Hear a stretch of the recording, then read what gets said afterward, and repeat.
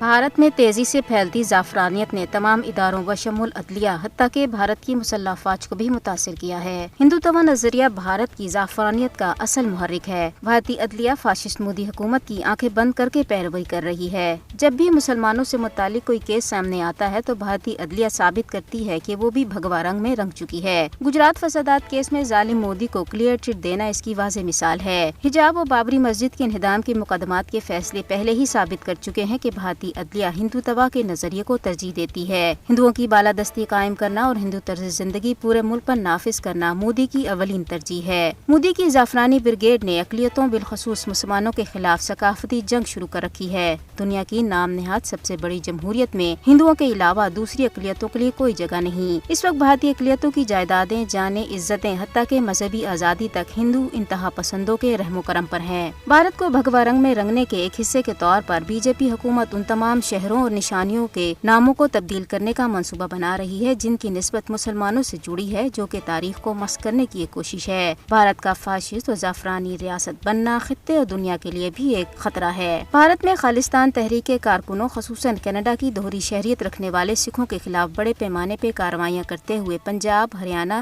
دلی، راجستھان، اتراکھنڈ اور اتر پردیش کے مختلف مقامات پر چھاپے مار کر متعدد سکھ رہنماؤں اور کارکنوں کو گرفتار کر لیا گیا ہے۔ کینیڈین مسلح افواج کی آفیشیل ویب سائٹ کو بھارتی ہیکرز نے عارضی طور پر ہیک کر لیا۔ بھارتی سائبر فورس نے 21 ستمبر کو سوشل میڈیا کے ذریعے کینیڈا کو دھمکی دی تھی کہ وہ کینیڈا کے سائبر اسپیس پر حملوں کے لیے تیار ہو جائے۔ ادھر کینیڈا کے علاقے سرے میں خالصتان تحریک کے سکھ رہنما ہردیپ سنگھ نجار کے قتل کے 3 ماہ بعد بھی ایک گردوارے کے باہر پوسٹرز چسپاں ہیں جن میں بھارتی سفارتکاروں کے قتل کا مطالبہ کیا گیا ہے۔ پاکستان کے نگران وزیر خارجہ جلیل عباس جیلانی نے کہا ہے کہ پاکستان بھارت کے ساتھ تمام تنازعات کو مذاکرات کے ذریعے حل کرنے کا خواہاں ہے۔